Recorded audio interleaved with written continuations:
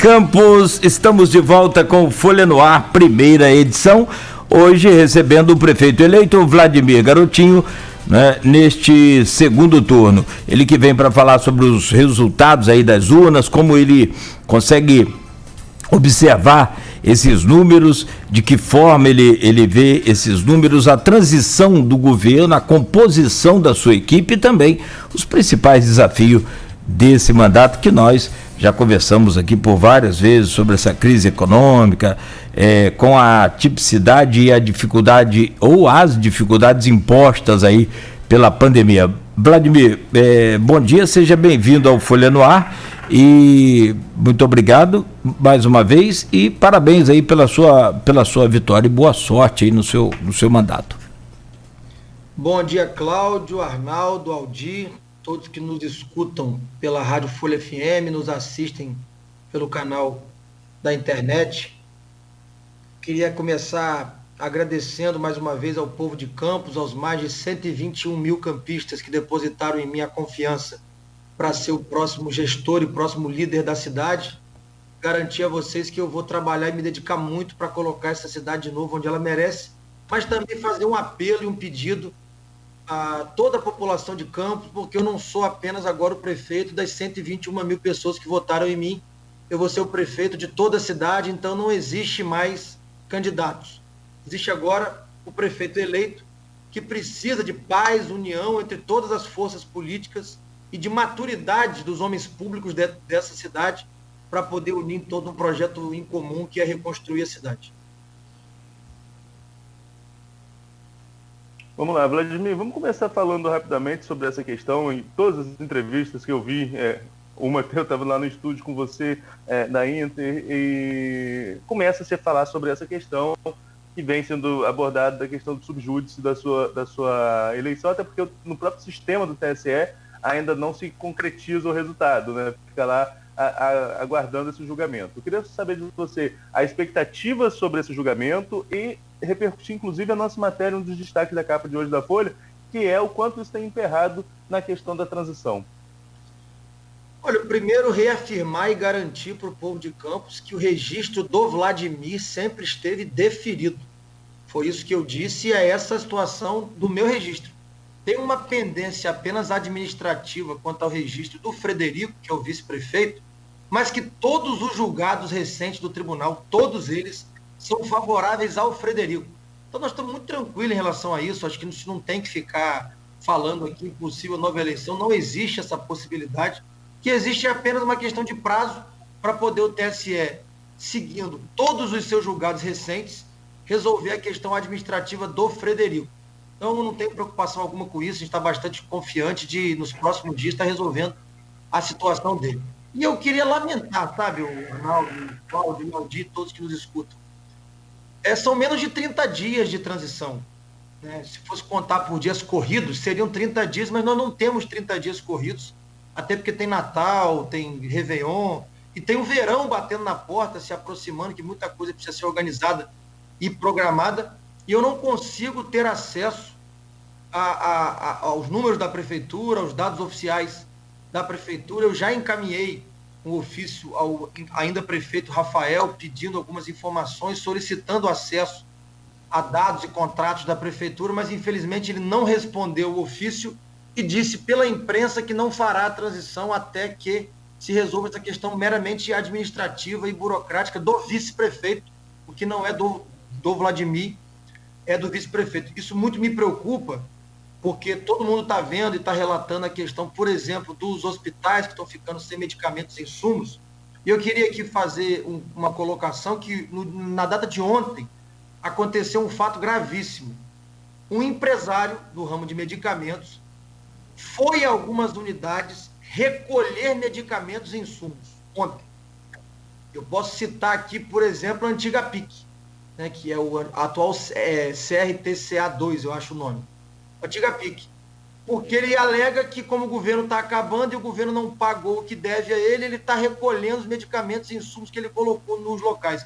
Olha, se continuar do jeito que está, sem a prefeitura conseguir pagar os fornecedores, faltando insumo, ainda um pouco que tem, os empresários começaram a recolher, eu não sei o que vai acontecer com o povo de Campos. Então, é necessário que se comece essa transição, porque o tempo é muito curto e a gente não pode brincar com a vida do povo campista, porque a pandemia está na porta, os casos estão crescendo. Saúde, por exemplo, é um caso urgente, mas não só a saúde. Eu preciso ter acesso aos números oficiais da prefeitura para garantir pagamento de salário em dia aos funcionários já em janeiro. Então, nós estamos lidando com a vida das pessoas. Então, que se tenha espírito público de aceitar o resultado da urna e começar a transição o mais rápido possível. Você falou, Vladimir, que sobre essa resposta que o Rafael deu pela imprensa, mas houve algum tipo de resposta a você formalmente? Houve algum tipo de contato com você após o resultado da eleição? Eu liguei para ele, na verdade liguei para um amigo meu que é assessor dele, pedi que eu precisava falar com ele, ele me retornou, eu disse a ele que encaminharia o ofício, o meu vice-prefeito Frederico falou com ele por 2 ou 3 vezes também, e ele diz apenas que vai aguardar a decisão da justiça, ele não faz a transição. Eu não quero, repito o que eu tenho falado em todas as entrevistas, não quero criar clima de discórdia, de briga, mas eu também não posso me silenciar como prefeito eleito que estou, tendo a responsabilidade de governar essa cidade a partir de janeiro. Eu não posso me silenciar se eu não conseguir ter acesso aos dados e acontecer alguma coisa muito pior em janeiro. Porque a bomba relógio está explodindo. Está sendo noticiado por todo mundo, inclusive por vocês, o aumento do número de casos de Covid. Os leitos estão esgotando. Existem contratualizações de leitos junto ao Ministério da Saúde e também da Prefeitura junto à Beneficência que estão se findando agora. Daqui a pouco não vai ter mais leito. Daqui a pouco não tem mais medicamento nenhum. Imagina o Ferreira Machado, que é um polo regional de saúde, ter que interromper cirurgias por falta de anestésico, que é isso que está acontecendo hoje. Não tem anestésico, não tem luva cirúrgica, não tem nada. Então a gente tem que ter maturidade suficiente para entender que a eleição passou, o resultado está dado, o povo escolheu, e eu preciso, conjunto com a minha equipe, ter acesso às situações da prefeitura para poder garantir às pessoas uma transição transparente e um início de ano mais tranquilo, senão nós não vamos conseguir. Eu não quero confusão, eu não quero briga, eu não quero disputas políticas nesse momento.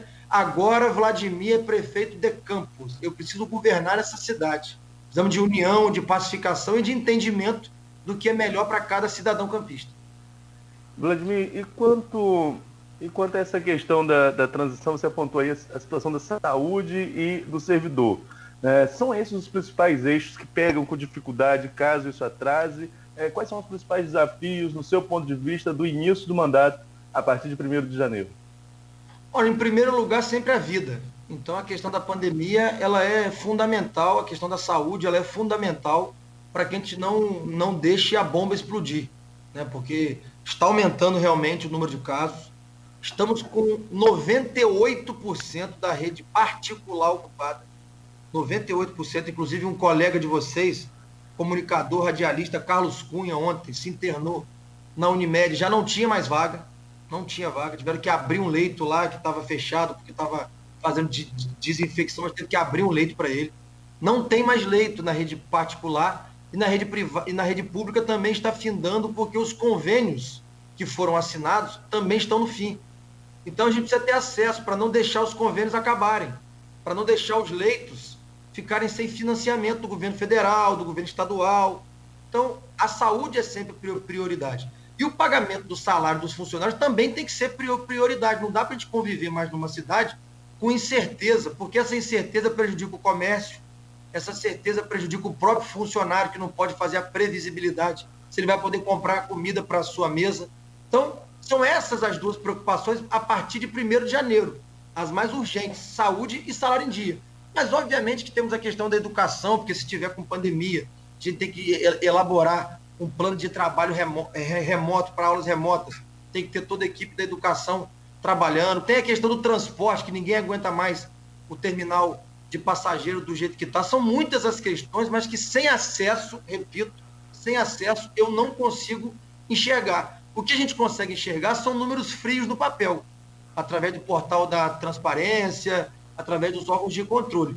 Mas a real situação interna, da prefeitura, eu preciso, junto com a minha equipe, ter acesso o quanto antes, porque senão a bomba vai explodir em janeiro, e aí sim a população de Campos toda vai saber que foi por irresponsabilidade de um governo que insiste em picuinhas políticas, mesmo depois da eleição já tendo acabado. Então, se você, desculpa, Aldir, se você me permite, colocar uma situação que o Arnaldo ontem até colocava aqui para os médicos, né, que compõem a sua equipe de transição, o Paulo Irano e o doutor Geraldo Venâncio. Arnaldo sugeriu até uma espécie de uma equipe paralela, uma coisa de forma que adiante esse processo. Eu até também acrescentei a possibilidade de chamar alguns promotores do nosso Ministério Público, são competentíssimos para isso, acompanhar. Então, você consegue encontrar uma solução assim de meio termo para fazer andar?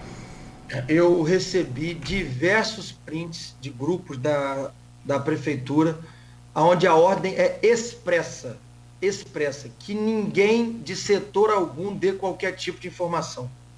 Eu tenho vários prints aqui de várias secretarias, inclusive da saúde, da educação, da Secretaria de Administração de Pessoas e Recursos Humanos, em que a ordem é que não se dê nenhuma informação.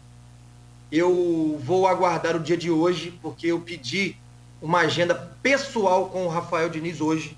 Ele vai estar chegando em Campos no final do dia, ele não está em Campos. Eu pedi a ele essa agenda pessoal hoje. Caso eu não tenha resposta ou essa agenda não seja proveitosa, eu vou fazer como, por exemplo, o prefeito de Itaperuna fez, que foi ingressar na justiça pedindo um mandato de segurança para ter acesso às documentações e contratos da prefeitura, porque a gente não pode ficar no escuro lidando com informação que a gente não conhece para poder cuidar da vida das pessoas a partir de janeiro. Então, hoje eu já pedi essa agenda pessoal, quem está fazendo essa intermediação dessa agenda é o vice-prefeito, o Frederico. Espero de coração, de verdade, que Rafael, ao final desse governo, possa dar uma resposta como homem público à sociedade, porque a sociedade reprovou o seu governo, tanto que ele chegou em 4º lugar. Mas isso não importa, a eleição passou. O que a gente tem que agora é olhar para frente e cuidar da vida das pessoas. Então, que ele possa, como homem público, como o próprio Aldir falou, o João Paulo Granja, que é advogado, já disse, não há impedimento algum dele me dar as informações necessárias para começar a transição. Então, que ele possa, como homem público, com espírito público, começar essa transição, para eu não ter que judicializar uma transição que deve ser feita de forma pacífica para poder a gente conseguir resolver os problemas que estão aí, postos de vocês todos, estão acompanhando, a imprensa toda está, inclusive, noticiando. Vladimir, você pode falar? Alguém? Claro. Não, alguém queria fazer uma pergunta ou só foi um... Não, tranquilo. Você já falou, né, sobre o Paulo Irano e o Geraldo Venâncio, né, na equipe de transição junto com o Frederico na saúde, mas tem algum outro nome, algum nome definido para alguma secretaria sua desse início de governo? Olha, eu prefiro não me antecipar a nomes de secretários, porque eu estou acabando de fechar, eu comecei esse desenho ontem, estou acabando de fechar até a tarde de hoje um possível organograma. Eu fiz algumas mudanças, adaptações no atual organograma da prefeitura, porque eu entendo que tem muita sobreposição de serviços, muitas pastas que fazem serviços semelhantes e acabam não fazendo nada. Então eu estou construindo um organograma um pouco mais enxuto do que esse que está aí. Então, após o desenho do organograma, é que nós vamos pensar em nomes. Primeiro a gente pensa no projeto, para depois do projeto desenhado, a gente começar a pensar em nomes. Então não tem nome nenhum definido. Obviamente eu estou conversando com aquelas pessoas que participaram da nossa caminhada, com as pessoas que ajudaram a construir um plano de governo para poder decidir os nomes. Mas não existe nenhum nome confirmado. Inclusive alguns veículos de comunicação soltaram aí fake news. Isso não partiu de mim ou da minha equipe em momento algum, nome algum de secretário definido, nem da equipe de transição, porque como eu não tive ainda a transição oficializada, eu só fiz questão de liberar os nomes da saúde pela questão emergencial que nós estamos vivendo pela pandemia. Então não existe nome nenhum oficializado. Durante essa semana, sim, eu vou começar a anunciar grupos de nomes. Eu vou anunciar nome isolado. Vou anunciar nomes, mas baseado primeiro no organograma que estamos montando. Então, você tá falando que a prefeitura vai ter uma redução de secretarias, então, para a próxima gestão? Isso já é uma certeza?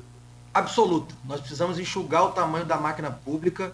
Hoje, a cidade de Campos, entre secretarias, superintendências, autarquias e fundações, são mais de 45. Mais de 45. É muito grande. Nos estudos que a gente fez durante o plano de governo, em cidades com tamanho populacional e orçamento parecido com o de Campos, todas são muito menores. Todas. Quando você tem um governo muito horizontal, é muita gente mandando e pouca gente resolvendo.